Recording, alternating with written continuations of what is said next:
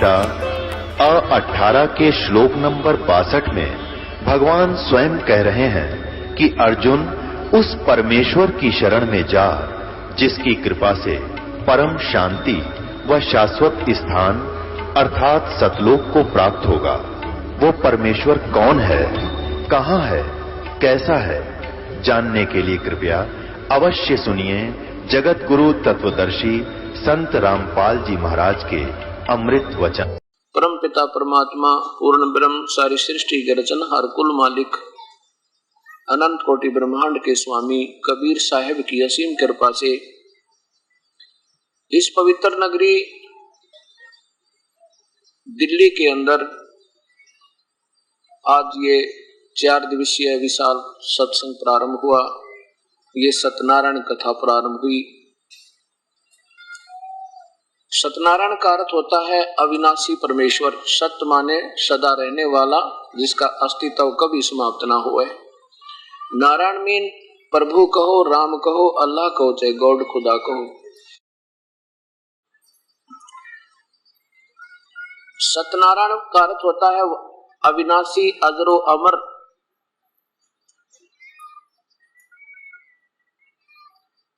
चार दिन के सत्संग में जो प्राणी प्रतिदिन आकर सुन लेगा उसको ये ज्ञान हो जाएगा कि परमात्मा कौन है और उसकी वे ऑफ वर्शिप, पूजा की विधि क्या है। कोई भी हम कार्य करते हैं उसके लिए हमने समय भी लगाना होता है। अपना कीमती काम छोड़ के भी प्रभु के चरणों में आना होता है।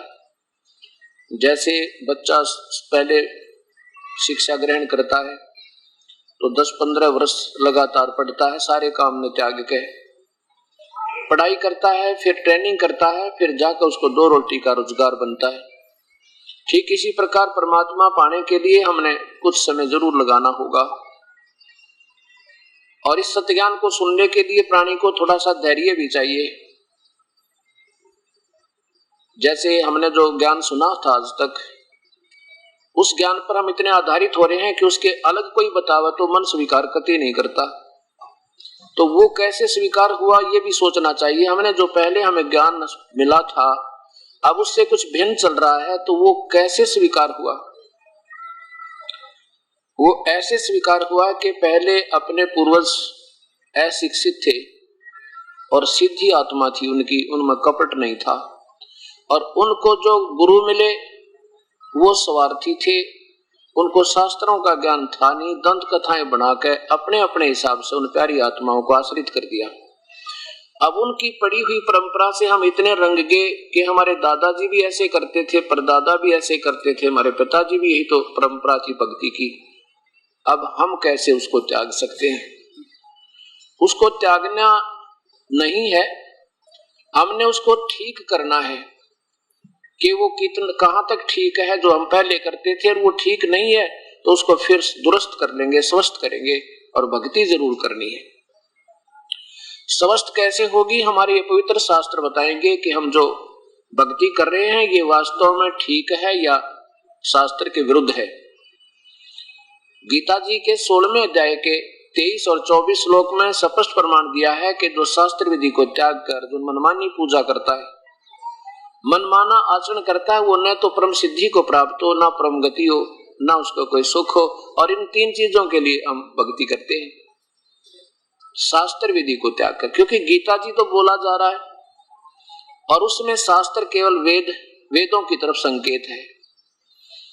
भक्ति के केवल वेद ही, चारों वेद ही भक्ति के मार्ग के जो है प्रभु के ज्ञान के और परमात्मा की उपासना, ब्रह्म तक की साधना के सही ज्ञान है।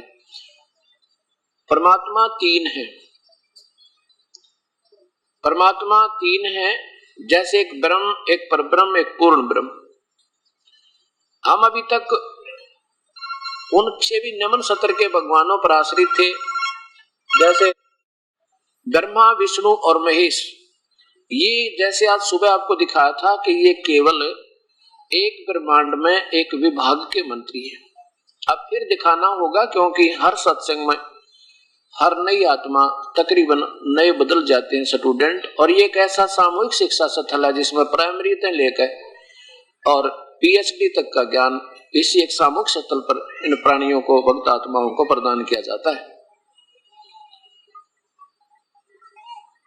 ब्रह्मा विष्णु महेश ये केवल एक ब्रह्मांड में और एक विभाग के भगवान है, मालिक है। जैसे एक प्रांत के अंदर एक मंत्री होते हैं और उनका मुखिया एक मुख्यमंत्री होता है, वो केवल एक प्रांत में ही उनका बोलबाला होता है और उनमें से मंत्री तो और उस मुख्यमंत्री से भी निम्न स्तर की शक्ति होती है। शक्ति तो होती है, उनमें भी पावर होती है।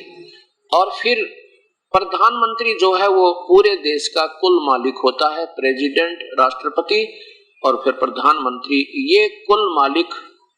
जैसे राष्ट्रपति को लीजिए कि ये कुल मालिक होता है, सारे पूरे देश का मालिक होता है। ऐसे एक पूर्ण परमात्मा जो है, पूर्ण ब्रह्म, वो सारे ब्रह्मांडों का कुल मालिक है। अभी तक हम चाहे ब्रह्मा की पूजा करते थे, विष्णु जी की भी करते थे, शिव जी की भी करते थे, सब अन्य देवताओं की पूजा भी करते थे, फिर भी ये कहते थे कुल का मालिक एक। वो है कौन कुल का मालिक? ये अभी तक हमारे से निर्णय नहीं हो पा रहा था। अब वो निर्णय हो गया कि वो कौन है एक जिसकी पूजा हमने करनी चाहिए, जो एक ही है, वो परमात्मा और है ही नहीं। पूजा के योग्य परमात्मा तो पूर्ण ब्रह्म है, बाकी अन्य जो भगवान है वो केवल जैसा हम करते हैं वैसा ही फल देते हैं, उसमें कोई फेरबदल नहीं कर सकते। और पूर्ण ब्रह्म में ये शक्ति है, उनकी भक्ति के आधार पर हमारे पाप कर्म भी कट जाते हैं, हमारे पूरे संस्कार बदल जाते हैं और हमारी जन्म और मृत्यु भी समाप्त हो जाती है। अन्य भगवानों को, पूर्ण ब्रह्म को छोड़ के न ब्रह्म की साधना से, न परब्रह्म की साधना से, न ब्रह्मा विष्णु महेश की साधना से हमारी जन्म और मृत्यु नहीं मिट सकती, संस्कार कर्म दंड नहीं मिट सकता। इन भगवानों की इतनी ही पावर है और पूर्ण परमात्मा की भक्ति से हमारी जन्म मृत्यु और हमारे पाप कर्मों के दंड भी कट जाते हैं, समाप्त हो जाते हैं।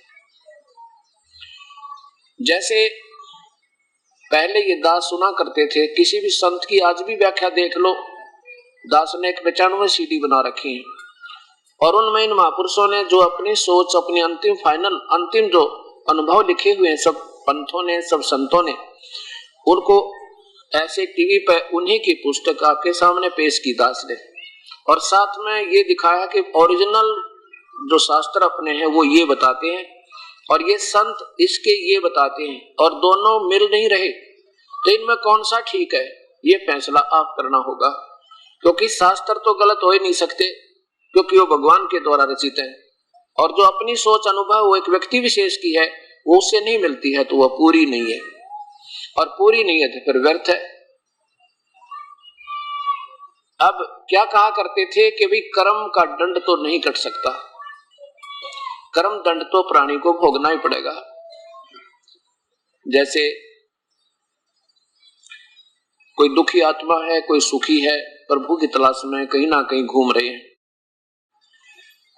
और पहले हम अपनी परंपरागत पूजाएं, जैसा भी हमें ज्ञान था, भगवान श्री राम, भगवान श्री कृष्ण, ब्रह्मा विष्णु आदि की पूजा भी करते थे, साथ में हनुमान जी की भी, श्याम जी बाबा जी की भी, और भी जैसे व्रत वगैरह भी रखते थे। और फिर जब कष्ट आ जाते हैं इंसान पे, फिर भी इन पूजाओं के करते करते भी कष्ट आते हैं, फिर कहाँ जाते हैं, फिर किसी अन्य कोई पामिष्ट के पास जाता है, कोई झाड़ा लगवाने वाले के पास जाता है, कोई बूझा निकलवाता है, या फिर किसी संत बोलबाला जिस महापुरुष का होता है उसके पास जाते हैं।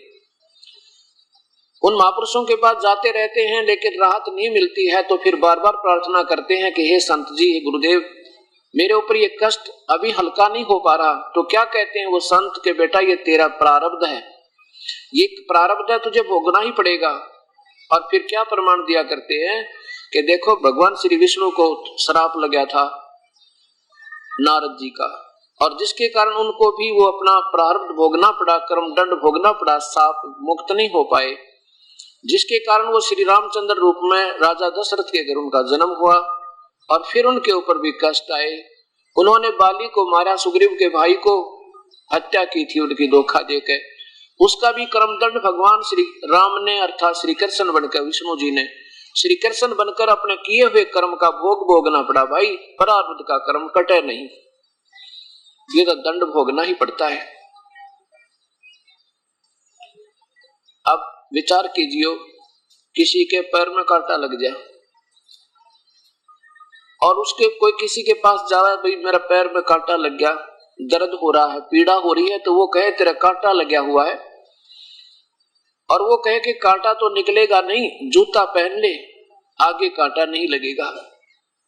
और भाई जूता कांटा लगे पैर में, जूता पहन नहीं सकता, वो तो कांटा निकले, और इस डर से जूता पहने भगवान कहीं फेर ना लग जाए। ऐसे को दुखी प्राणी हो और कति परिवार के ऊपर ज्यादा कष्ट आया हुआ हो और संत के पास जा, उसका कर्म दंड कट जावे, फिर उसकी दोनों रुचि बने भगवान में, ज्यादा श्रद्धा बने प्रभु में, और फिर वो भक्ति करे इस डर से है भगवान कहीं फिर दुख ना आ जावे। तो ऐसे कर्म दंड को काटने वाला परमात्मा कोई और है, वो पूर्ण ब्रह्म है, उसका नाम कबीर है। वो कबीर देव है जो कर्म दंड को काट सकता है, और उसकी अभी तक हमने पूजा की विधि नहीं मिल पाई थी, ना उस परमात्मा का ज्ञान हुआ था। और जिन महापुरुषों को जैसे परमात्मा कबीर साहब का ज्ञान भी हो गया, जिनको कि ये प्रभु हैं, पूर्ण परमात्मा है, सतपुरुष हैं, उनके पास उनसे लेने वाले लाभ की पूजा का ज्ञान नहीं है तो भी अधूरा काम है। अब आपको मैं यजुर्वेद दिखाता हूं जिसमें स्पष्ट लिखा है कि कबीर परमात्मा है जो अंगारी कबीरसी, कबीर अंगारी असी, अंगारी माने पाप काटने वाला, कबीर असी माने कबीर है, बमभारी माने बंधनों का शत्रु, बंधनों का दुख, काल के बंधन से मुक्त करने वाला वो कबीर है। तो तब हमें ये पता चलेगा कि कर्म दंड काटने वाला परमात्मा से ही हमें लाभ होगा। अन्य भगवान तो केवल हमें कर्म का जैसा हमारा भोग है वह ही दे देंगे, उसमें कोई फर्क नहीं कर सकते, अंतर नहीं कर सकते। ये देखिएगा यजुर्वेद,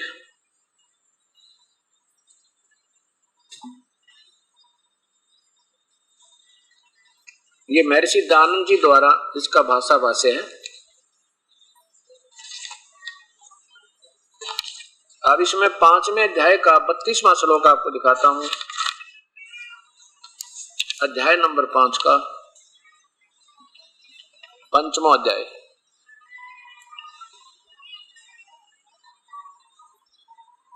ये 32वां मंत्र अर्थात श्लोक है। हे जगदीश्वर, ये देखो उसी गसी माने जो परम शांतिदायक है। कबीर, ये शब्द लिखा है कबीर, हम इसे कबीर कहने लगे, कबीर हम बै बोलने लगे, जैसे हम वेदों को भी वेद बोल देते हैं अपनी साधारण भाषा में।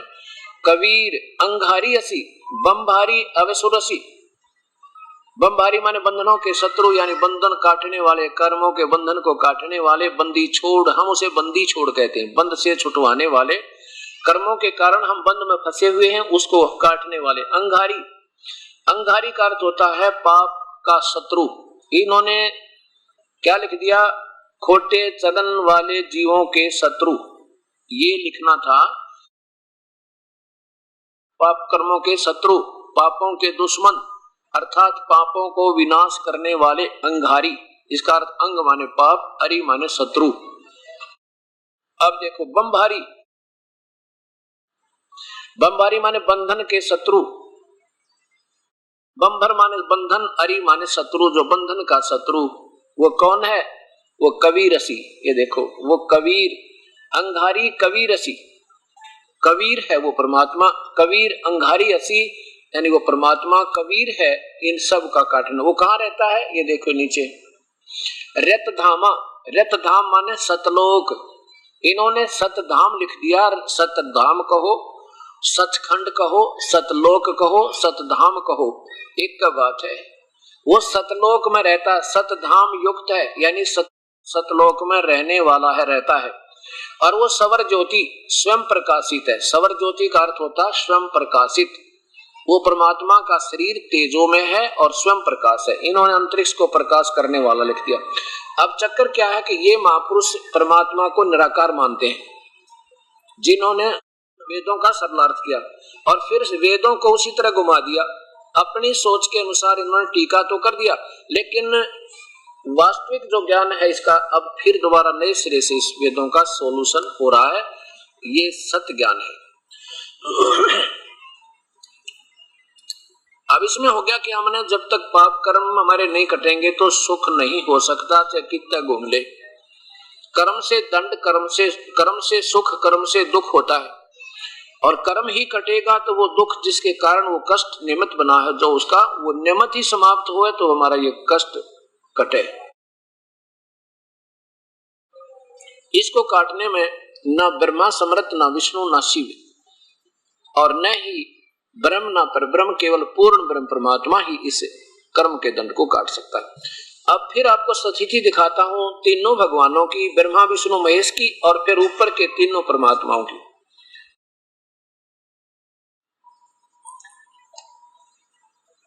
उसके लिए देखिएगा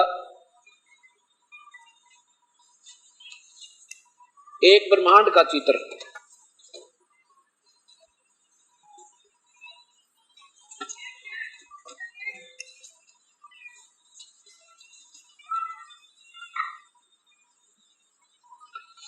ये एक ब्रह्मांड है, इसको ब्रह्मांड कहो, अंड कहो, चाहे पिंड कहो, क्योंकि ये सारा जो है ना अंड आकार में है, अंडे की तरह ये गोल आकार में है, एलिप्टिकल शेप है वैसे इसकी, और जिसके कारण इसको अंड भी कहते हैं, इसी को ब्रह्मांड कहते हैं, इसी को पिंड भी कहते हैं, क्योंकि इस शरीर में एक ब्रह्मांड का ही विवरण है। केवल एक ब्रह्मांड में जो कुछ भी है इस शरीर में नजर आता है, चाहे को समाधिस्थ होकर कमलों में जाकर देखते हैं या किसी प्रकार भी अंदर जो देख रहे हैं, इससे बाहर वो कुछ नहीं देख सकते शरीर में। और जहां हमने जाना वो इस अंड और पिंड से पार है, इस शरीर से भी बाहर अलग से दिव्य दृष्टि से दिखाई देगी वो वस्तु जहां हमने जाना है। अब इसमें क्या स्थिति है ये देखिएगा। ये एक ब्रह्मलोक है, इस काल ब्रह्म ने यानी ज्योत निरंजन ने, ज्योत निरंजन कहो, ब्रह्म कहो, और चाहे इसको क्षर पुरुष कहो, चाहे काल कहो, इसने एक ब्रह्मलोक बनाया हुआ है। यहाँ पे इसको ब्रह्मलोक कहते हैं, और इसमें ये अलग से एक रचना रची है। यह एक महास्वर्ग बना रखा है काल ने। इस महास्वर्ग में बहुत ही ज्यादा ऐश्वर्य के साधन है, और इसमें एक नकली सतलोक, नकली अलकलोक, नकली अगमलोक और नकली अनामी लोक इस काल ने धोखा देने के लिए इस हर ब्रह्मांड के इस ब्रह्मलोक में भी रचना किया हुआ है। और फिर इससे अलग ये तीन स्थान बना रखे हैं। ये स्थान है सतोगुण प्रधान, ये स्थान है तमोगुण प्रधान, और ये स्थान है रजोगुण प्रधान। जब ये काल ज्योत निरंजन रजोगुण प्रधान क्षेत्र में स्वयं महाब्रह्मा रूप में रहता है और अपनी पत्नी दुर्गा को ये महासावित्री रूप में रखता है, यहाँ जब ये दोनों के संयोग से जो पुत्र उत्पन्न होता है उसका नाम ये ब्रह्मा रख देते हैं और रजोगुण बना देते हैं, और फिर इनको बेहोश कर देते हैं, कोमा में रखते हैं जब तक ये जवान नहीं होते। और जवान होने के बाद फिर ब्रह्मा को कमल के फूल पे उसको बैठा देते हैं, वहां इनको होश में ला देते हैं। और फिर ये विष्णु, ये सतोगुण प्रधान क्षेत्र में जब ये दोनों रहते हैं, काल रहता महाविष्णु रूप बना के, और दुर्गा को अपनी पत्नी को ये महालक्ष्मी रूप में रखता है। इन दोनों के संयोग से जो यहाँ पुत्र उत्पन्न होता है उसका नाम ये विष्णु रख देते हैं, उसको सतोगुण बना देते हैं, और फिर इसको भी बेहोश कर देते हैं। जब ये छोटा सा बालक होता है उसके बाद बेहोश कर देते हैं, और जब ये जवान हो जाता है उसके बाद इसको होश में लाते हैं। ये एक तमोगुण प्रधान क्षेत्र है। इसमें ये काल स्वयं सदाशिव महाशिव रूप बनाता है और अपनी पत्नी को दुर्गा को यहाँ मां पार्वती रूप में रखता है। जब इन दोनों के संयोग से जो पुत्र उत्पन्न होता है उसका नाम ये रुद्र यानी ये शिव महेश्वर रख देते हैं, और इसको तमोगुण बना देते हैं। और जब ये जवान होते हैं तो इनको होश में ला देते हैं। अब तो ये देखिए एक ब्रह्मांड, और फिर जब इन तीनों पुत्रों को नीचे लाकर एक एक इनके द्वीप लोक और बना रखे इन्होंने। ये इनकी राजधानी है। यहाँ बैठकर ये तीनों भगवान, भगवान विष्णु, भगवान ब्रह्मा, भगवान शिव, यहाँ बैठकर अपनी राजधानियों से, अपने लोकों से इन तीन लोकों को कंट्रोल करते हैं। पृथ्वी लोक जिस पर हम बैठे हैं, स्वर्ग और ये नरक इकट्ठा ही है, और साथ में ये पाताल लोक। केवल एक एक विभाग के भगवान हैं ये, एक एक विभाग के, रजोगुण विभाग के ब्रह्मा जी, शतोगुण विभाग के विष्णु जी, और तमोगुण विभाग के भगवान शिव जी। और विष्णु जी सतोगुण विभाग के। ऐसा ये एक ब्रह्मांड की व्याख्या। इसमें ये धर्मराज का लोक है जहां पर हर प्राणी का लेखा जोखा होता है, और यहाँ पर ही एक ये पूर्ण परमात्मा इनसे बिल्कुल गुप्त अलग रहता है, जहां ये कोई नहीं जा सकते इनके पास। ऐसे स्थान में जैसे हर प्रत्येक देश में प्रत्येक देश का एक राजदूत भवन होता है, इनको सबको कंट्रोल रखने के लिए परमात्मा की एक सत्ता अन्य रूप बनाकर यहाँ विद्यमान रहते हैं। अब ये एक ब्रह्मांड हुआ, ऐसे ऐसे 21 ब्रह्मांड इस ज्योत निरंजन के हैं, काल के।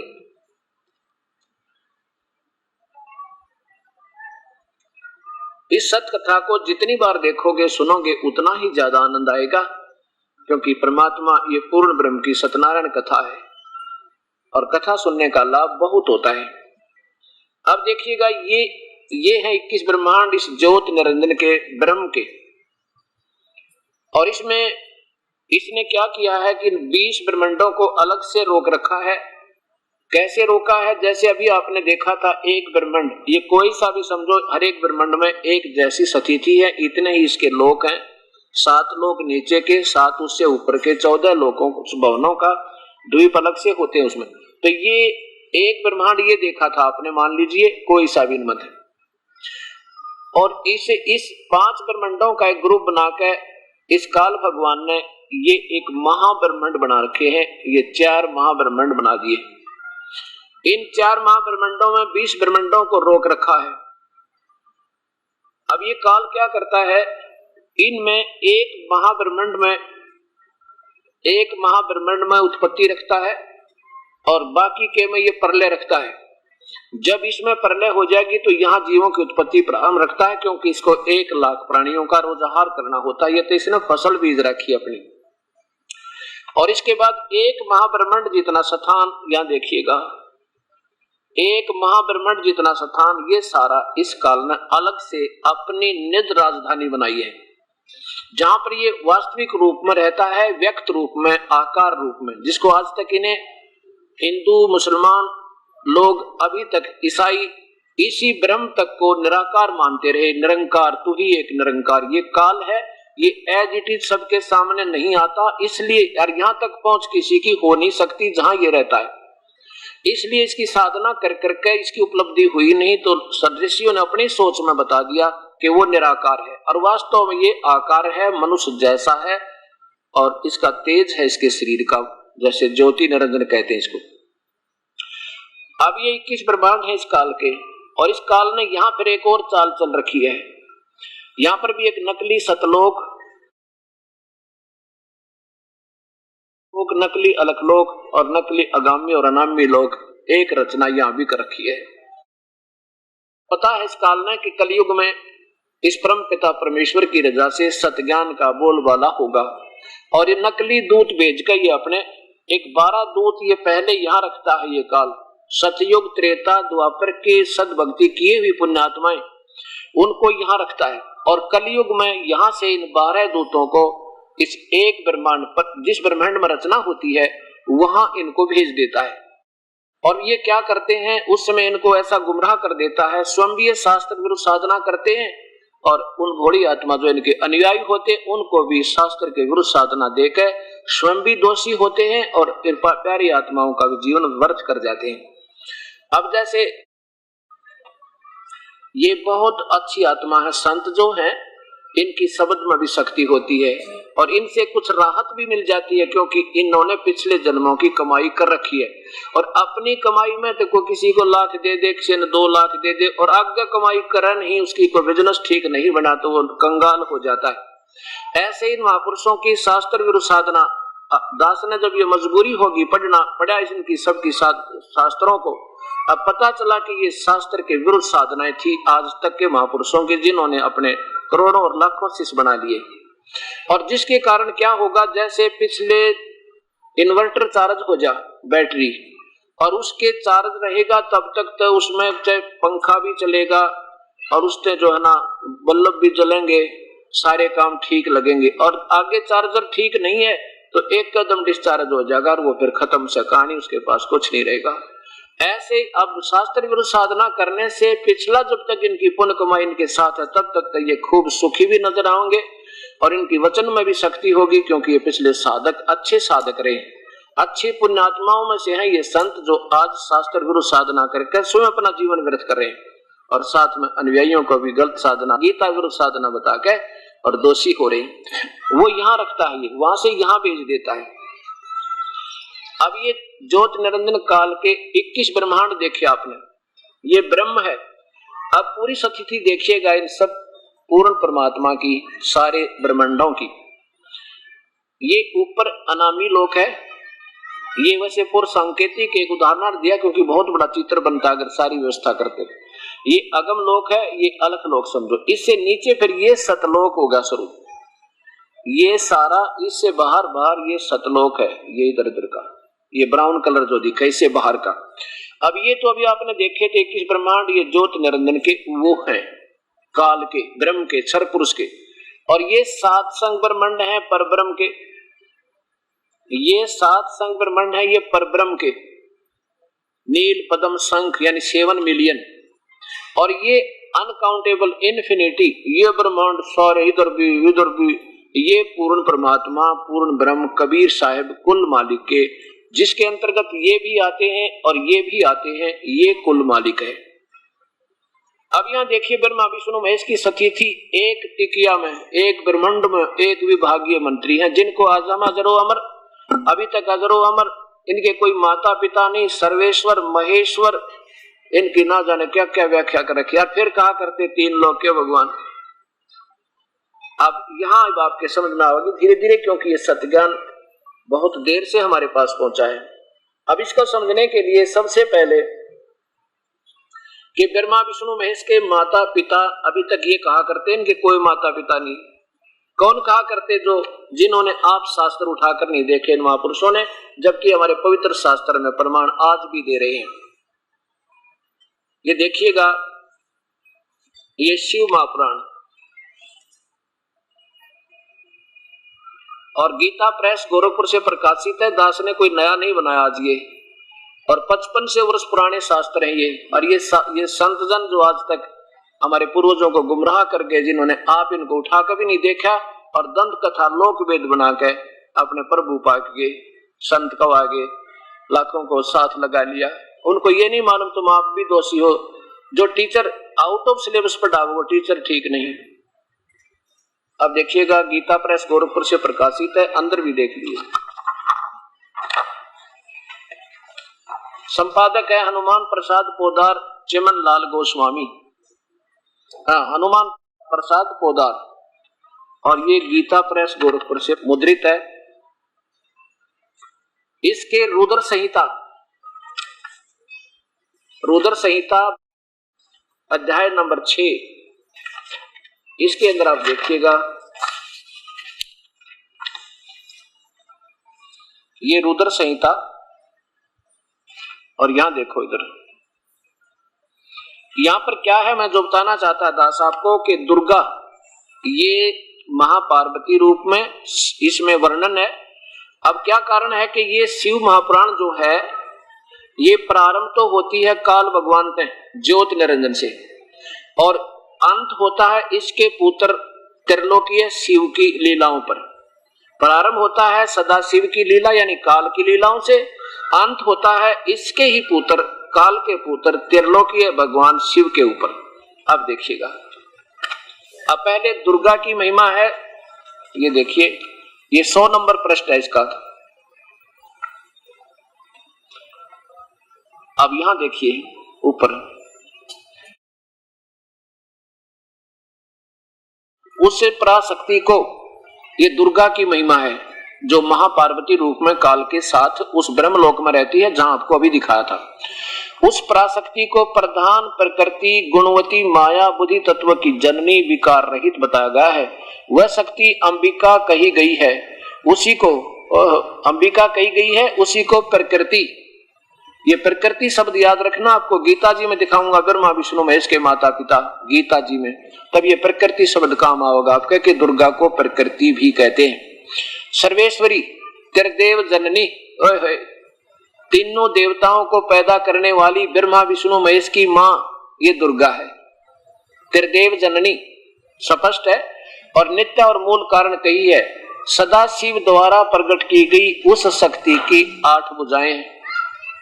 ये भी स्पष्ट कर दिया, कोई संशय मना रहा है कि कोई और होगी त्रिदेव जननी। ये 8 भुजा वाली ये दुर्गा है, इसे महापार्वती कहो चाहे दुर्गा कहो। नीचे देखिएगा सदाशिव की महिमा। ये जो सदाशिव है ये काल भगवान ब्रह्म, ये सदाशिव है, उन्हें परम पुरुष ईश्वर शिव शंभु महेश्वर और महेश्वर कहते हैं। वे यहां देखो, वे अपने सारे अंगों पर भस्म रमाए रहते। उन काल रूपी ब्रह्म ने कति स्पष्ट कर दिया कि सदाशिव कहो, इसे काल कहो चाहे ब्रह्म कहो। उस काल रूपी ब्रह्म ने एक ही समय शक्ति के, ये नाथ नहीं साथ है, मिसप्रिंट है ये, शक्ति इस दुर्गा के साथ शिवलोक नामक अक्षेत्र का निर्माण किया था। उस उत्तम अक्षेत्र को काशी कहते हैं। वह परम निर्वाण व मोक्ष स्थान है जो सबके ऊपर विराजमान है। वे कौन? ये काल और ये दुर्गा, वे प्रिया और प्रियतम रूप शक्ति और शिव यानी पति पत्नी रूप में रहते हैं। प्रिया और प्रियतम जो परमानंद स्वरूप हैं। उस मुने शिव और शिवा ने प्रलय काल में भी कभी उस अक्षेत्र को अपने सानिध्य से मुक्त नहीं किया। यहां देखो, देवऋषि ब्रह्मा जी बता रहे हैं अपने बेटे नारद को, देवऋषि एक समय उस आनंद वन में रमण करते हुए काल और दुर्गा के मन में, शिव और शिवा के मन में यह इच्छा हुई कि किसी और पुत्र की उत्पत्ति की जावे और पुत्र की सृष्टि करें ताकि उसको हम बाहर सौंप दें, हम आराम करें। यो विचार कर ऐसा निश्चय करके शक्ति सहित दुर्गा के साथ सर्वव्यापी सर्वेश्वर परमेश्वर शिव ने अपने वाम भाग के 10वें अंग पर अमृत मल दिया। फिर वहां से एक पुत्र की उत्पत्ति हुई। पति पत्नी व्यवहार किया, ये गुप्त किया है, और फिर वहां से एक पुत्र उत्पन्न हुआ। उसका नाम क्या रखा, ये देखियो। काल बोला, ये शिव बोला, वत्स बेटा, व्यापक होने के कारण तुम्हारा विष्णु नाम विख्यात हुआ।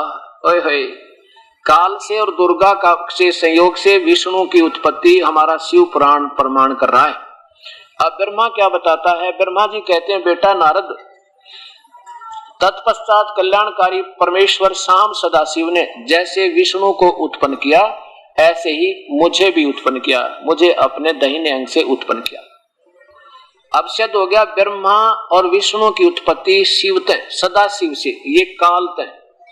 अब ये लेखक असमंजस में पड़ गया कि भाई शिव से शिव की उत्पत्ति कैसे लिखूं।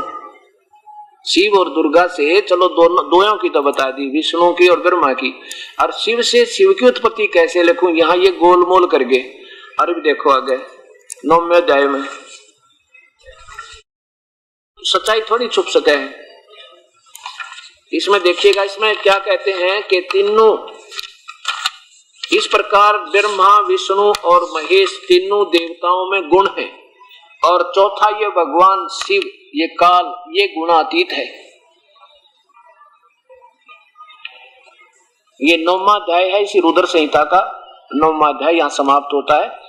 इसमें लिखा है कि इस प्रकार ब्रह्मा विष्णु और रुद्र, ब्रह्मा विष्णु और रुद्र इन 3 देवताओं में गुण है, परंतु शिव गुणातीत माने गए हैं। ये चौथा कौन हो गया फिर?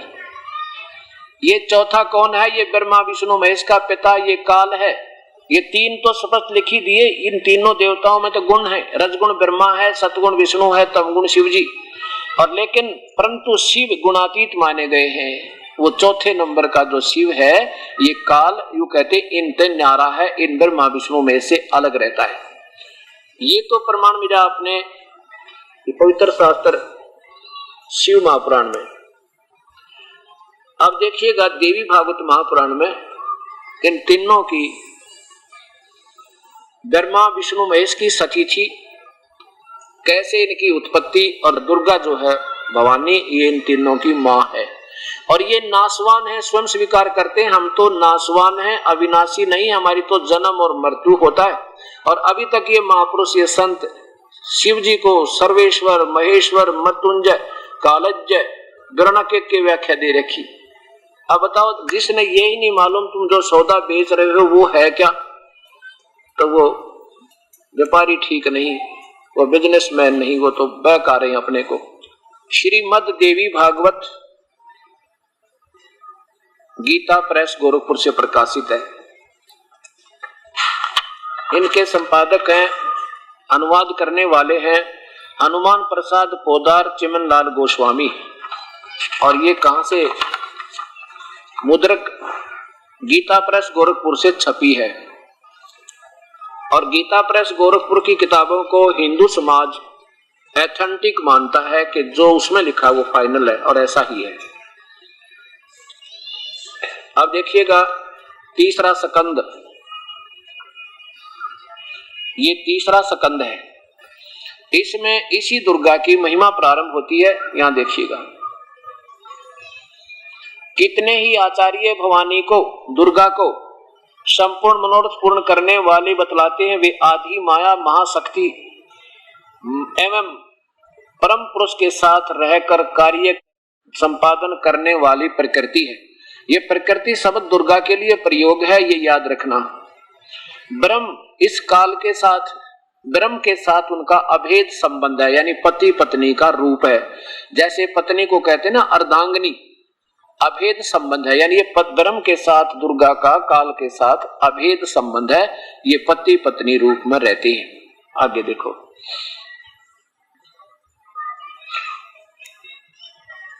यहां पर देखिएगा कि ब्रह्मा जी, अब थोड़ा सा मौखिक बताता हूं मैं, फिर ये पवित्र शास्त्र आपके बहुत आसानी से समझ में आ जाएगा। एक बार जन्मेजय ने श्री व्यास जी से पूछा, ए महर्षि, मुझे इस एक ब्रह्मांड की रचना के बारे में बताइए। ब्रह्मांड, अब प्यारी आत्माओं देखो, कोई भी ज्ञान हमें आज तक हुआ है शास्त्रों से हुआ, जिन महापुरुषों ने, और ये एक ब्रह्मांड है। इस एक ब्रह्मांड के बारे में ना ब्रह्मा को मालूम, ना विष्णु को मालूम, ना शिव को मालूम, ना इन महर्षियों को मालूम। इस एक ब्रह्मांड का भी पूरा विवरण इनके पास नहीं है। तो ये सर्वज्ञ और सर्वशक्तिमान और ये पूर्ण मोक्षदाता नहीं हो सकते। दास यही आपके सामने इन शास्त्रों का प्रमाण लेना चाहता है। ये एक ब्रह्मांड भी नहीं, ना ब्रह्मा जानता, ना विष्णु, ना शिव, आपके सामने ये पवित्र शास्त्र बताओगा, देवी भागवत महापुराण। इसमें क्या है कि जन्मेजय ने व्यास जी से पूछा कि हे ऋषिवर, इस ब्रह्मांड की रचना कैसे हुई।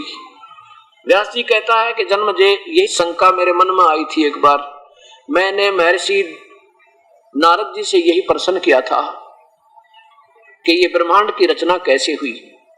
नारद जी ने कहा कि व्यास जी, मेरे मन में भी यही शंका आई थी। मैंने अपने पिता श्री ब्रह्मा जी से पूछा था और उन्होंने जो मुझे बताया वो मैं आपको वर्णन करता हूं। क्या बताया कि मैंने अपने पिता से, ब्रह्मा से पूछा कि पिताजी, ये ब्रह्मांड की रचना कैसे हुई। तो ब्रह्मा जी ने बताया कि बेटा नारद, ये तो बड़ा जटिल प्रश्न है, मां भाग के बताऊं, अब इसको पूर्ण रूप से तो नहीं जानते, लेकिन जहां से मुझे ज्ञान है उतना मैं तुझे जरूर बता दूंगा। क्या बताया कि जब मैं कमल के फूल पर उत्पन्न हुआ, क्योंकि ये बेहोश पड़ा था, काल, दुर्गा और काल क्या करते हैं, इन तीनों को बेहोश कर देते हैं जब ये छोटे छोटे बालक होते हैं। यू काल करवा देता है दुर्गा से बाई फोर्स। इसने ये कहा कि मेरा भेद किसी को मत बताना दुर्गा को, दुर्गा इसके वश है बेचारी, या इसके इशारों पर नाचना पड़ता है। और जब ये बच्चे सियाने हो जाएं, इनको तब तक परवरिश करते रहना कोमा में, बेहोशी में। और जब ये जवान हो जाए, विष्णु को, ब्रह्मा को कमल के फूल पे, और विष्णु को शेष सैया पे, और शिव को कैलाश पर्वत पे, इन तीनों को होश में ला देना और इनके तीनों की ड्यूटी बता देना। ब्रह्मा जीवों की उत्पत्ति करावे रजोगुण प्रभावित करके, और संसारिक यहाँ के ऐश्वर्य के साधन जोड़न में सारी जीवन उसका उसी में डाइवर्ट रखे, ऐसा गुण है ब्रह्मा का, रजोगुण। और सतोगुण है, जैसे मोह ममता अपने बच्चों में, संपत्ति में, मनमाना 100 फुट के 100 गज के प्लाट पर लड़ लड़ कर मर जा, सारा जीवन मुकदमे चल जा, इतना में मृत्यु हो जाए, ना संपत्ति ते मोह हटे, ना संतान ते हटे, भक्ति हो को नहीं, ऐसी स्थिति बनाने का गुण भगवान विष्णु का है। और तीसरा भगवान रुद्र जो है शिव जी, ये संहार करने की ड्यूटी है इनकी। कि तीनों को एक एक ड्यूटी दे देना। और फिर क्योंकि काल को, ब्रह्म को, ज्योति निरंजन को, ईश्वर पुरुष को श्राप लगा हुआ है, 1 लाख मानव शरीरधारी प्राणियों का रोज आहार करता है। जैसे ये शरीर के अंदर ना एक सूक्ष्म शरीर है, सारे जीवन में जो हम खट्टा मीठा पदार्थ खाते हैं उसका शरीर पोषण के बाद एक तत्व और उस सूक्ष्म शरीर में जाकर प्रवेश कर जाता है। उस सूक्ष्म शरीर को ले जाकर ये तपतशिला काल के 21वें ब्रह्मांड में सबसे ऊपर, वहां जाकर के ये काल उनको, तपतशिला माने ऑटोमेटिक, बहुत जोर की गर्म रहती है, एक स्थान है, ऐसी पत्थर की बहुत सुंदर सिस्टम बना रखा है इसने, जैसे कुकर होया करे, और उसमें डालकर ये काल 1 लाख मानव शरीरधारियों को वहां पर इतना तड़पाता है कि जब तक उनका मैल ना निकले तब तक वहां भुगते रहते हैं, और उसके बाद फिर भेज देता कर्माधार पर, जीव मरता नहीं। ये तपतशिला है और यहाँ ये काल स्वयं रहता है, इसमें यहाँ खुद रहता है, और इस तपतशिला के ऊपर 1 लाख मानव शरीरधारियों को ऐसे बुरी तरह तड़पाता है, उसमें से वो गंध निकालता है, सारे जीवन की वासना निकालता है उनकी, और फिर कर्म आधार पर इनको धर्मराज के पास भेज देता है। कोई गधा बने तो गधा, कोई राजा बने तो राजा, देव बने तो देव बनो, उनके भाग, वो कर्म आधार अलग से है। तो ब्रह्मा बता रहा है कि बेटा नारद, जब मैं कमल के फूल पर उत्पन्न हुआ, उसमें ना कोई पृथ्वी थी, सारा जल ही जल था। मैंने सोचा मैं कहां से आ गया, ना कोई पृथ्वी दिखाई देती है, कौन भगवान है जिसने मुझे पैदा कर दिया, कौन है जिसने ये कमल बना दिया। तो 1000 वर्ष तक मैंने जल में पृथ्वी ढूंढी लेकिन नहीं मिली। आकाशवाणी हुई कि तप करो। मैंने 1000 वर्ष तक बैठकर कमल के ऊपर तप किया। फिर आकाशवाणी हुई कि सृष्टि करो। मेरे मन में शंका आई कि सृष्टि काहे की करूं, कोई पृथ्वी नजर नहीं आ रही है। आकाश, फिर उस इतने में क्या हुआ कि मधु और कैटब नाम के 2 भयंकर राक्षस दानव आते नजर आए। मुझे लगा कि ये मुझे मारेंगे। उनके डर से मैं कमल की डंठल पकड़कर बड़ी स्पीड से और नीचे गया। नीचे गया तो क्या देखा कि एक चतुर्भुज युक्त एक व्यक्ति वहां एक शेष सैया पर बेहोश पड़ा सो रहा है। अब उसको देखकर मैं बड़ा चिंतित हुआ कि मुझे कोई छुटाने वाला नहीं इनसे। इतने में एक शक्ति निकल गई विष्णु के शरीर में, तो एक देवी निकली भूतनी की तरह, और वो आकाश में मेरे सामने खड़ी होगी। उसके सुंदर गहने साफ नजर आए थे, आभूषण। तब भगवान श्री हरि विष्णु जी जागृत हो गए। उन्होंने 5000 वर्ष तक मधु और कैटब से युद्ध किया। फिर वो राक्षस मरे भी तब जब देवी ने उनको अपनी आकर्षण शक्ति यानी अपनी सुंदरता से आकर्षित कर लिया, नीचे निकट से आकर, फिर पीछे तो भगवान विष्णु ने उनको मार डाला। ब्रह्मा बता रहा है कि मैं और विष्णु अब 2 थे। इतने में रुद्र भी आ गए, तीसरे भगवान। तब देवी ने जो आकाश में विराज होगी थी शिव भगवान विष्णु के शरीर तक भूतनी की तरह निकल गए, प्रेतनी की तरह। तो वो कहने लगी कि तीनों देवता अपना अपना काम सुनो। सृष्टि, सतिथि और संहार तुम तीनों का काम है। हमने कहा हे माता, कहीं पृथ्वी नजर नहीं आ रही, हम ये काम कहाँ करेंगे। इतने में इतनी हमारी बात सुनकर देवी मुस्काई। ऊपर से आकाश से एक विमान आया और कहा बेटा, तीनों देवता निर्भीक होकर इस विमान में विराजमान हो। आज तुम एक अद्भुत दृश्य दिखलाती हूँ। हम तीनों उस विमान में बैठ गए बेटा नारद। वो विमान बहुत तेज गति से आकाश में ऊपर उड़ गया। वहां क्या पहुंचा, उस ब्रह्मलोक में पहुंच गया जो अभी आपको दिखाया था। ये यहाँ इस ब्रह्मलोक में पहुंचा। यहाँ क्या देखा कि वहां एक महास्वर्ग है। इसके अंदर हमारा विमान जब आगे गया तो उसमें क्या देखा कि एक महास्वर्ग देखा। वहां पर एक इंद्र और बैठा था महास्वर्ग में। उसके बाद कहां पहुंचे हम, ऐसे लोक में पहुंचे जहां रजोगुण प्रधान क्षेत्र में, जहां पर एक ब्रह्मा और देखा। दूसरे ब्रह्मा को देखकर ब्रह्मा और शंकर और विष्णु ने मुझसे पूछा ये कौन है चतुरानन दूसरा ब्रह्मा। मैंने कहा मुझे नहीं मालूम ये कौन है। ये ऐसे शिव के यहाँ गए फिर यहाँ गए। अब मैं आपको देवी भागवत महापुराण दिखाता हूँ, वहां से आगे दिखाता हूँ जहां से ब्रह्मा अपनी उत्पत्ति के बारे में नारद जी से बता रहे हैं, अपने पुत्र नारद को बता रहे हैं। ये 3रा स्कंद देवी भागवत महापुराण वही है, गीता प्रेस गोरखपुर से प्रकाशित ये 3रा स्कंद इसका 115 पृष्ठ पर नीचे देखिए। ब्रह्मा जी ने कहा, बेटा नारद, बेटा मैं इस प्रश्न का क्या उत्तर दूं? उसने एक ब्रह्मांड के बारे में पूछा था। देखिए ऊपर,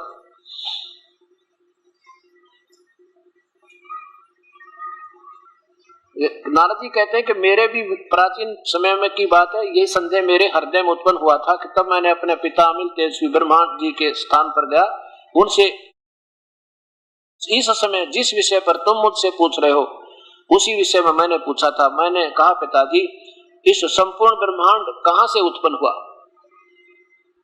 आगे देखो तो यहाँ क्या बताते हैं। ब्रह्मा जी ने कहा, बेटा इस प्रश्न का मैं क्या उत्तर दूं, ये तो बड़ा ही जटिल है। महाभाग तुम भगवान विष्णु से इसका समुचित समाधान पा सकते हो। अब आगे देखियो, विष्णु जी आप पर बेहोश पड़ा, बताओ उसने समाधान के पावे, उनको आप ही नहीं मालूम हम कौन है, कहां से आगे देखो। चलो ये तो इनकी अपनी सोच है लेखक की, जो विष्णु के उपासक हैं वो विष्णु जी को ज्यादा महत्व दे देते हैं। आगे देखो, पूर्व काल में सर्वत्र जल ही जल था, स्थावर जंगम जितने प्राणी हैं इनमें से कोई भी नहीं थे, तब कमल से मेरी उत्पत्ति हुई। अब ये वहां उस्मा, इसने सोचा मैं कमल पर पैदा हुआ हूंगा, इसको मालूम नहीं बेचारों को। कमल से मेरी उत्पत्ति हुई, उस समय मुझे सूर्य चंद्रमा वृक्ष तथा पर्वत कोई नजर नहीं आए।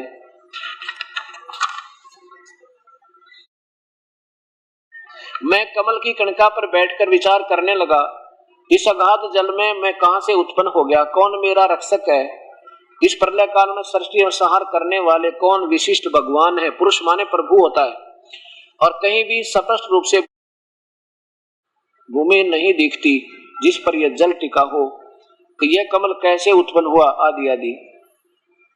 यों विचार करके मैं जल में उतरा, 1000 वर्ष तक पृथ्वी का अन्वेषण करता रहा, इस पर भी मुझे कहीं उस जल का और छोर नहीं मिला। इतने में आकाशवाणी हुई, तप करो तप करो। तब मैंने तपस्या आरंभ कर दी, कमल पर बैठे ही 1000 वर्ष तक मैं तप करता रहा।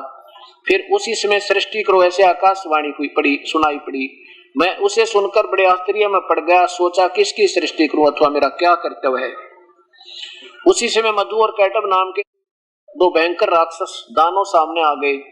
वे इस महावरण में मुझसे युद्ध करने की इच्छा प्रकट करने लगे। मैं उनसे भयभीत हो उठा, तब कमल का डंठल पकड़कर जल में उतरा। वहां मुझे एक परम अद्भुत पुरुष के दर्शन मिले। उनका श्री विग्रह मेघ के समान श्याम था, वे पीतम्बर पहने थे, 4 भुजाएं थी, शेषनाग की सैया पर सोए थे।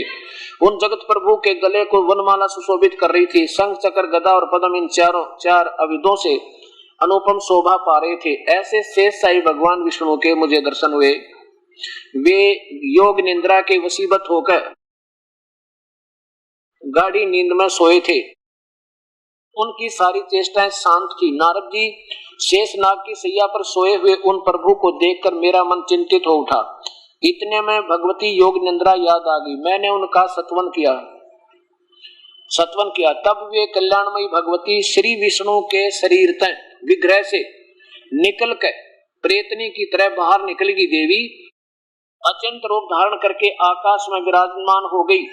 दिव्य आभूषण उस दुर्गा के, उस देवी के आभूषण गहने स्पष्ट नजर आ रहे थे, उनकी छवि बढ़ा रहे थे।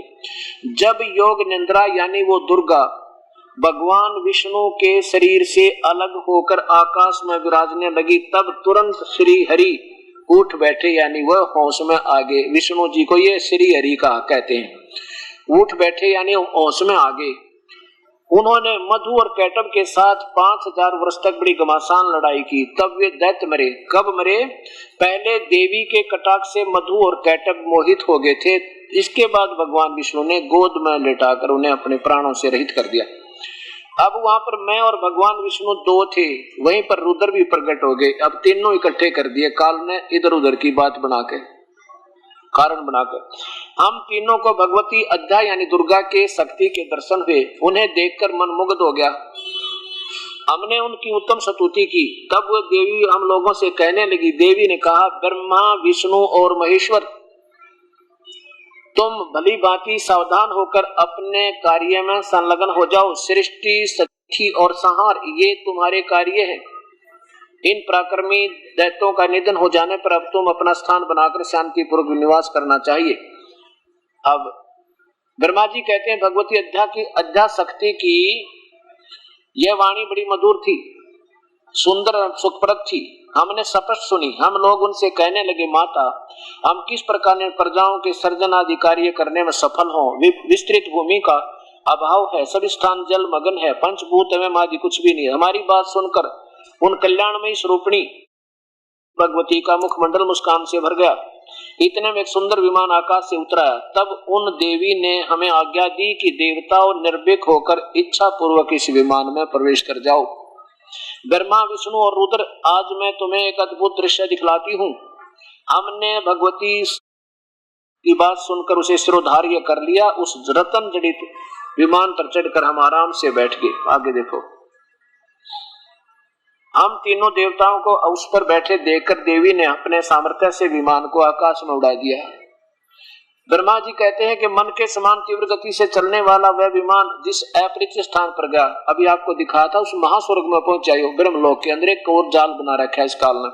नीचे देखो, उसके बाद फिर कहा, वहां क्या देखा? अक्षर भर के बाद वह दूसरे सुंदर प्रदेश में पहुंचा। वहां हमने देखा कि अनुपम, वहां क्या देखा तो वहां एक महाभाग इंद्र भी थे और उनके समीप उनकी प्राण प्रिया सची विद्यमान थी, उनकी पत्नी भी थी। आगे देखो, इतने में हमारा विमान तेजी से चल पड़ा और वह दिव्य धाम ब्रह्मलोक में जा पहुंचा। पीछे करो थोड़ा, बस। ब्रह्मलोक में जा पहुंचा संपूर्ण आजीव। वहां एक दूसरे ब्रह्मा विराजमान थे। एक तो विमान में बैठे हैं, एक ब्रह्मा, एक विष्णु, एक शिव, एक और देख रहे हैं। वहां दूसरे ब्रह्मा विराजमान थे। उन्हें देखकर भगवान शंकर और विष्णु को बड़ा आश्चर्य हुआ। या देखो, भगवान शंकर और विष्णु ने मुझसे पूछा, चतुरानंद ये अविनाशी ब्रह्मा कौन है? मैंने उत्तर दिया, मुझे कुछ नहीं पता नहीं सृष्टि के दृष्टा ये कौन है? भगवान मैं कौन हूँ, ये कौन है, हमारा क्या उद्देश्य है? इस उलझन में मेरा मन चक्कर काट रहा है। इतने में, क्योंकि दूर से दिखा रहे इनको, दूर से बैठाकर, इतने में मन के समान तीव्र गति से वह विमान तुरंत वहां से चल पड़ा और कैलाश के स्वर में शिखर पर जा पहुंचा। वहां क्या देखा? वहां विमान के पहुंचते ही एक दिव्य भवन से, एक भव्य भवन से त्रिनेत्रधारी भगवान शंकर और निकले। वे नंदी वर्षी पर बैठे थे, वर्षभ पर बैठे थे। शिव तो बैठा विमान में, और एक और देखा वहां पर कैलाश पे ये काल सदाशिव स्वयं अलग अलग रोल बना के और ये इनको उलझा रहा उलझन में सबको। यह देखो, फिर अक्षर भर के बाद वह विमान उस शिखर से भी पवन के समान तेज चाल से उड़ा बैकुंठ लोक में, उस सतोगुण प्रधान क्षेत्र में पहुंच गया, जहां पर ये काल महाविष्णु रूप में रहता है और दुर्गा को अपनी पत्नी रूप में रखता है। बैकुंठ लोक में पहुंच गया। वहां भगवती लक्ष्मी का विलास भवन था। विलास यानी आनंद मनाने वाला स्थान। बेटा नारद, वहां मैंने जो संपत्ति देखी उसका वर्णन करना मेरे लिए असंभव है। उस उत्तमपुरी को देखकर विष्णु का मन आश्चर्य के समुद्र में गोता खाने लगा। वहां कमल लोचन श्री हरि विराजमान थे, यानी एक भगवान विष्णु और था वहां पे। एक एक ने देख लिया और एक एक ये विमान में बैठे थे। इसके बाद हमारा विमान कहां पहुंचा? देखिए, इतने में ही पवन से बातें करता हुआ वह विमान तुरंत उड़ गया। कहां पहुंचा? एक ऐसे द्वीप में पहुंचा, वहां पर एक सुंदर, एक मनोहर द्वीप था और उसमें क्या था कि वहां एक सुंदर पलंग बिछा था। उसी द्वीप में एक मंगलमय मनोहर पलंग बिछा था। उस पलंग में सुंदर रतन जड़े थे। वहां कौन बैठा था कि एक उस उत्तम पलंग पर एक दिव्य रमणी बैठी थी, एक बहुत सुंदर औरत बैठी थी। उसके गले में लाल रंग की वनमाला सुशोभित थी आदि। वे ऐसी प्रभापूर्ण देवी थी मानो करोड़ों बिजलियां एक साथ चमक रही हो। वो करोड़ों लक्ष्मियों से भी अधिक सुंदर थी। ये दुर्गा थी। और फिर क्या हुआ? वहां जाकर क्या देखा? इधर देखो, यहां देखो, आपस में कहने लगे। कुछ समय तक हम वहां ठहरे रहे। विमान तो नीचे उतर गए। वहां जाके विमान नीचे उतर गया। आपस में हम कहने लगे, सुंदरी कौन है, इसका क्या नाम है, हम इसके विषय में बिल्कुल अनभिज्ञ हैं। नीचे देखो, अब क्या बताते हैं? नारद, ब्रह्मा जी कह रहे हैं कि नारद यो संदेहग्रस्त होकर हम लोग आपस में कहने लगे, हम वहां रुके रहे। तब भगवान विष्णु के मन में पिछली याद आ गई। भगवान विष्णु ने कहा, उन चारों सायनी भगवती को देखकर विवेक पूर्वक निश्चय कर लिया कि ये भगवती जगदम्बिका है, यानी ये अपनी सबकी माता है। तब उन्होंने कहा कि ये भगवती हम सबकी आदि कारण है, यानी हमें उत्पन्न करने वाली है। महाविद्या महामाया के नाम है, ये पूर्ण प्रकृति है। अब ये ध्यान रखना भक्तात्माओं के प्रकृति नाम दुर्गा की तरफ संबोधित हो रहा है। आगे देखो ये क्या बताते हैं भगवान विष्णु के, इस देवी को मैंने देखा था, ये वे ही दिव्यांगना है जिनके परले वर्ण में जब पानी ही पानी था, मैंने इसके दर्शन हुए थे। जब मुझे उस समय मैं बालक रूप में था, मैं छोटा सा बच्चा था। भगवान विष्णु स्वयं कह रहे हैं, मुझे पालने में झुला रही थी। वट वृक्ष के पत्थर पे सुंदर सैया बिछी थी, उस पर लेटकर मैं अपने पैरों के अंगूठों को चूस रहा था। अब सिद्ध हो गया कि भगवान विष्णु ब्रह्मा विष्णु की माता ये दुर्गा है। और विष्णु जी, यही तीसरा स्कंद देखिएगा, तीसरा स्कंद में खुद भगवान विष्णु और शंकर आप स्वीकार कर रहे हैं कि हमारी क्या स्थिति है। विष्णु जी अपनी माता दुर्गा की महिमा गाता है, तुम शुद्ध स्वरूपा हो, यह सारा संसार तुम्ही से उद्भासित हो रहा है। मैं ब्रह्मा और शंकर हम सभी तुम्हारी कृपा से विद्यमान हैं। और क्या लिखा है कि हमारा आविर्भाव और तिरोभाव हुआ करता है। हमारा तो जन्म और मृत्यु होती है, हम अजरो अमर महेश्वर, हम मृत्युंजय नहीं है, हम कालज्य नहीं है। खुद भगवान आप स्वीकार कर रहे हैं कि हमारा तो आविर्भाव माने जन्म और तिरोभाव माने मृत्यु हुआ करता है। केवल तुम ही नित्य हो, सदा रहने वाली तू ही हो, जगत जननी और प्रकृति। ये प्रकृति शब्द दुर्गा के लिए है, प्रकृति और सनातनी देवी हो। अब भगवान शंकर बोले, देवी यदि महाभाग विष्णु तुम्ही से उत्पन्न प्रकट हुए हैं तो उनके बाद उत्पन्न होने वाले ब्रह्मा भी तुम्हारे बालक हुए, और फिर मैं तमोगुणी लीला करने वाला शंकर क्या तुम्हारी संतान नहीं हुआ, अर्थात मुझे भी उत्पन्न करने वाली तुम ही हो।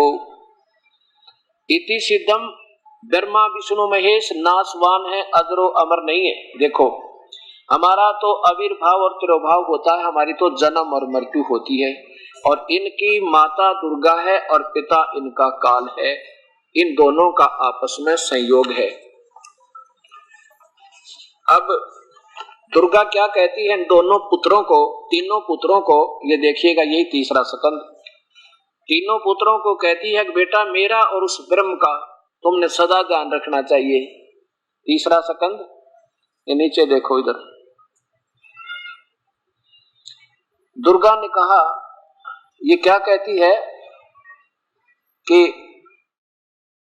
महानुभाव देवताओं, अब मेरा कार्य करने के लिए विमान पर बैठकर तुम लोग शीघ्र पधारो। कहां जाओ? पधारो माने जाओ। कहां जाओ? अपना अलग उन तीनों द्वीप नीचे जो लोक बना रखे हैं। कोई कठिन कार्य उपस्थित होने पर जब तुम मुझे समन करोगे मैं सामने आ जाऊंगी। ये तो बालक है इनका आगे, ब्रह्मा विष्णु महेश, दुर्गा और काल के सामने बालक है, बिल्कुल थोड़ी शक्ति वाले। देवताओं मेरा तथा सनातन परमात्मा का ध्यान, मेरा और इस ब्रह्म का यानी अपने पिता का ध्यान तुम सदा करते रहना चाहिए।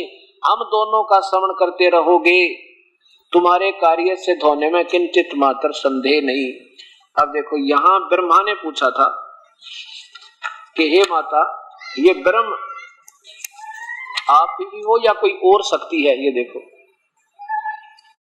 ब्रह्मा जी कहते हैं, इस प्रकार मैंने जब भगवती जगदम्बिका से विनय पूर्वक पूछा तो वो कहने लगी मैं और ब्रह्म एक ही हैं। ब्रह्म ये काल यानी ये बताते नहीं साफ, इसके डरते हैं। मैं और ब्रह्म एक ही हैं, मुझे और इस ब्रह्म में किंचित भी मात्र भी भेद नहीं है। जो वे हैं वो मैं हूँ और जो मैं हूँ वो वे हैं। अब यहाँ तो ये गोलमोल ये कर रही है और यहाँ स्पष्ट बता रही है कि हम दोनों का है। इस शास्त्र को समझने के लिए कबीर परमेश्वर बुद्धि देता है, नहीं तो 5500 वर्ष हो गए, इसमें कोई निष्कर्ष नहीं निकाल सका। ये देखिएगा, मेरा तथा सनातन परमात्मा का ध्यान तुम्हें सदा करते रहना चाहिए। हम दोनों का श्रवण करते रहोगे तो तुम्हारे कार्य करने में किंचित मात्र भी संदेह नहीं रहेगा। अब ये ना समझना ये दास इन ब्रह्मा विष्णु महेश को बिल्कुल हेय नजर आपकी दृष्टि में एक जताना चाहते नहीं। अब देखो, हमने सभी अधिकारियों के शक्ति का ज्ञान होना चाहिए। जैसे एक मंत्री का क्या पावर है, मुख्यमंत्री की क्या पावर है, प्रधानमंत्री की क्या पावर है, पर हमारे से फिर भी 100 गुना 1000 गुना अच्छे, हम तो इनके सामने कुछ भी नहीं है। तो ऐसा नहीं है कि हम ब्रह्मा विष्णु महेश को बिल्कुल रिजेक्ट कर रहे हैं या कुछ भी नहीं है, ऐसा बिल्कुल भी नहीं है और ना ही होगा। और मूर्ख होगा जो ऐसा किसी को कहेगा। हमने तो ये पहले ये ज्ञान हो कि हमने किसके सामने अपील रखे, किसके सामने अपनी याचना करें जो हमारे काम न कर दे। पहले तो हम जैसे अपना हिंदुस्तान पहले गुलाम रहा, शिक्षा थी नहीं, तो कोई भी जैसे आते थे गांव में, विशेषकर कोई अधिकारी आता था तो केवल गांव वाले लोग ये कहा करते साहब आया हुआ है। उनको ये नहीं मालूम था ये साहब कितनी पावर का है। तो अब हमने ये पता हो गया कि मंत्री की क्या पावर है, मुख्यमंत्री की क्या पावर है, प्रधानमंत्री की, राष्ट्रपति की क्या शक्ति है और नीचे के अधिकारियों की क्या शक्ति है। तो हमारे बुरे नहीं, हमारे लिए आदरणीय फिर भी है। हमने न्यू पता लग गया कौन से तो काम बनेगा और फिर हम उसी के पास जाएंगे अपील लेके, ऐसे भ्रमित ना रहेंगे। अब ये इससे इतना ज्ञान होगा अपने को और फिर साधना सुचारू हो जाएगी, प्रभु हमारे साथ होगा, बेड़ा पार हो जाएगा। अब ये प्रसंग चल रहा है कि ब्रह्मा विष्णु महेश ये तीनों गुण है, रजगुण ब्रह्मा है, सतगुण विष्णु है, तमगुण शिव जी है। इसके लिए फिर प्रमाण लीजिए कि क्योंकि गीता जी को प्रारंभ करेगा ये दास आपके सामने, अभी पवित्र शास्त्र का सोल्यूशन करने से पहले इतने प्रमाणों का एक भूमिका बनाई जा रही है कि ताकि मैं गीता जी को आपके सामने सत्य ज्ञान आपका एज इट इज जो गीता जी बताना चाहती है पवित्र शास्त्र आपके हृदय तक पहुंचा सको। इसलिए ये भूमिका बन रही है। अभी तो ये सत्संग प्रारंभ नहीं हुआ है जिसके लिए ये सारा यत्न किया जा रहा, क्योंकि ये पहले वाला जो अधूरा ज्ञान हमारे हृदय में घना समा गया और वो बेसलेस लोकवेद है। लोकवेद होता है सुना सुनाया ज्ञान, क्षेत्रीय ज्ञान। जैसे हिंदू किसी तरह पूजे हैं, मुसलमान अपने किसी तरह पूजे हैं, ईसाई किसी तरह, सिख किसी तरह, या फिर क्षेत्र में कित हनुमान की जय जयकार, कित गणेश जी की पूजा है तो किसी देवी की है, कित भैरव की है। वो अक्षेत्रीय ज्ञान होता, लोकवेद कहते हैं उसको। अब हमें ये सतज्ञान शास्त्र आधार हमने करना है, तब हम सफल होंगे। अगर भक्ति करनी है तो ऐसे करनी होगी और नहीं तो कोई लाभ नहीं होगा, क्योंकि वो गीता जी में बना है।